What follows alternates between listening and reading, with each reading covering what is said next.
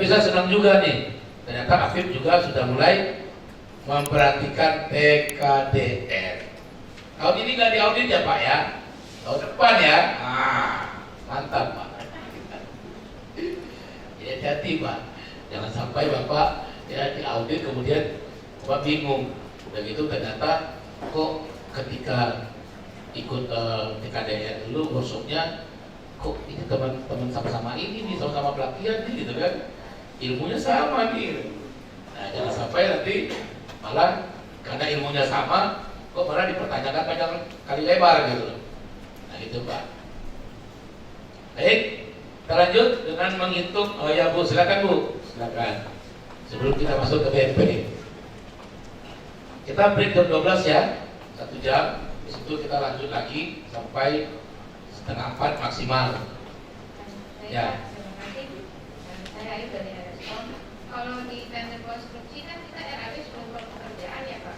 Ya. Asia, pekerjaan master, Ya. itu. Ya. Berarti sudah ada jasa tukang di sini, uang tukang. Ada.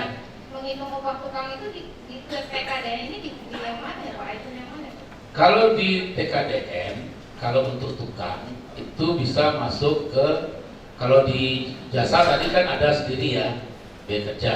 Kalau di sini kita bisa masukkan ke jasa umum atau biaya konstruksi bisa juga.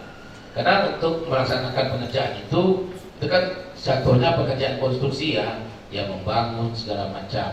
Tinggal salah satu postingnya mau dipilih masuk di konstruksi rehabilitasi atau jasa umum, tinggal dipilih. Ya. Yang jelas tidak masuk di fasilitas kerja, karena fasilitas kerja berupa peralatan. Ya. Tinggal dipilih Bu salah satunya. Ya. Kita tulis upah tukang itu nggak apa-apa ya Pak? Ya nanti bisa jasa umum itu titik 2 upah tukang. Ya.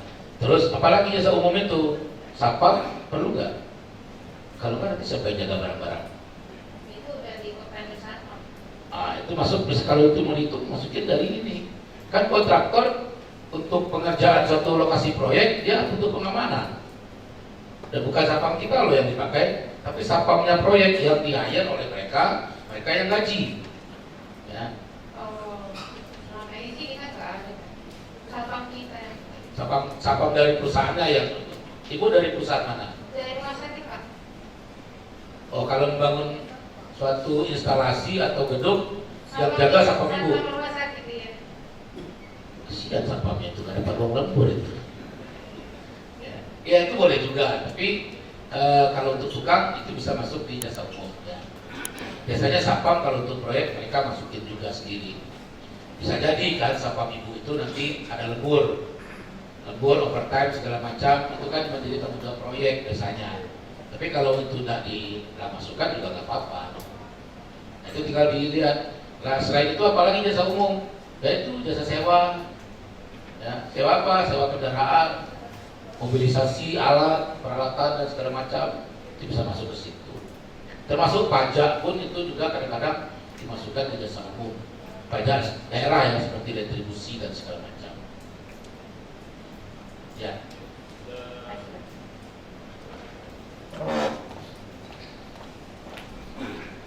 Ya kedengaran yang lain. Ini Bang. Jadi selain rekap BEGI, kita lampirkan juga rekap TKDN ini. Ya. Yang rincian dari analisa tadi ya Pak. Kalau Bapak user Pak. Ya. Jadi user itu tugasnya kan bikin KK ya.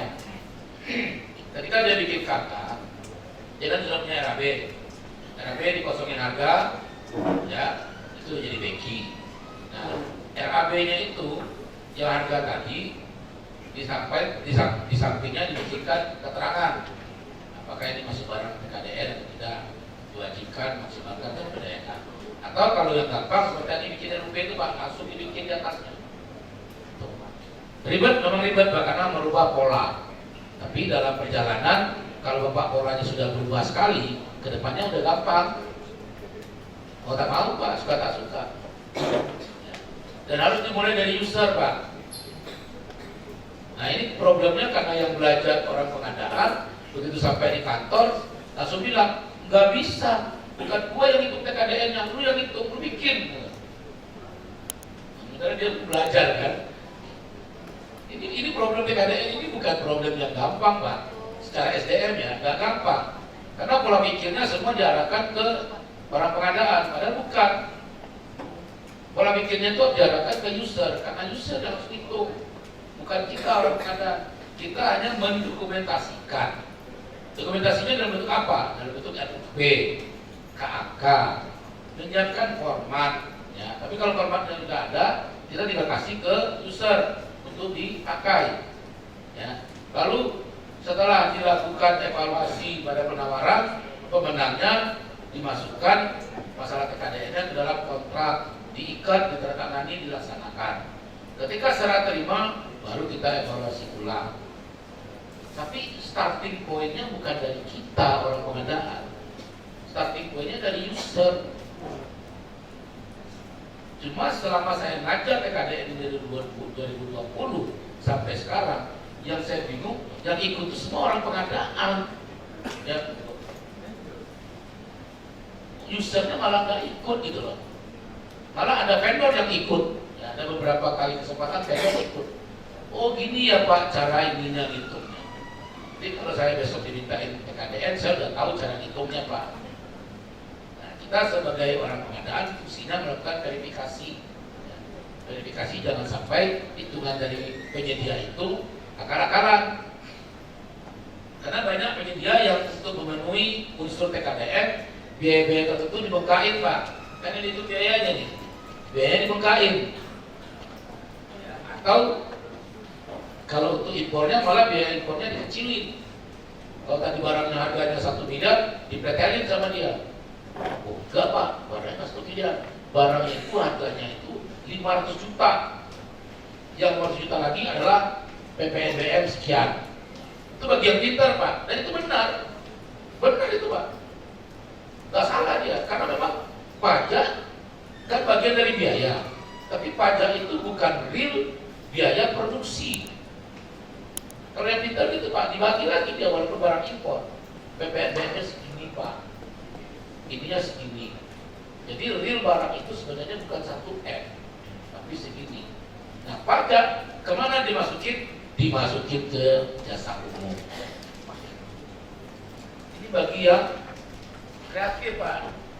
Jadi semakin kreatif kita melihat atau menilai suatu kondisi, makin bisa kita mempermainkan TKDN itu. PPNBM berapa Pak? 35% kan? Ya kan? Nah, coba dihitung 500 juta kali 35%. Ada berapa tuh? Terus dihitung lagi sama dia. Karena ini mengendap di pelabuhan Pak, maka kita kenakan biaya gudang segini. Ternyata punya orang Indonesia. Kenapa? Ya nggak bisa Pak. Kita dapat waktu tunggu itu bisa 2 minggu di situ. Barangnya harus langsung unloading dari kapal masuk ke gudang, baru kita bisa keluarin. Karena di custom dulu sama bea cukai itu segala macam. Biaya gudangnya itu Pak 2 minggu itu 100 juta katanya. Ada berapa TKDN-nya? Ada berapa tuh Pak? 35% kali 500 juta tambah 100 juta. Apalagi ya Pak setelah keluar baru kita kirim dari Tanjung Priok ke Bandung misalnya, karena dia jadi Bandung. Karena ini produknya besar harus pakai tronton 12 roda Pak. Biaya dari Bandung dari Tanjung Priok ke Bandung itu habis 30 juta Pak. Tambah biaya 30 juta. Tapi untuk ngangkut ke trontonnya itu Pak dari gudang dipindahin, itu ada biaya lagi Pak, biaya pemindahan 15 juta Pak, nambah lagi 15 juta. Ketika sampai gudang, ini juga harus pakai alat Pak, pakai ini segala macam, nambah lagi 10 juta Pak. Jadi berapa TKDN-nya tuh? Lama-lama impornya kecil gitu. Itu saking pintarnya dia gitu. Jadi TKDN bukan yang nggak bisa disiasati, bisa. Sepanjang Anda tahu cara mensiasatinya, itu bisa menjadi hitungan yang tinggi gitu. Ya. Dan itu semua halal. Tidak ada yang dianeh-anehkan. Karena kenapa dibilang halal? Karena semua biaya itu ada bukti pengeluarannya. Jadi nggak bisa Bapak rekayasa. Oh biaya pajaknya 300 juta. Oh nggak bisa gitu. Mana bukti bayar pajaknya? Berdasarkan bukti bayar pajak baru ditentukan sebagai biaya TKDN.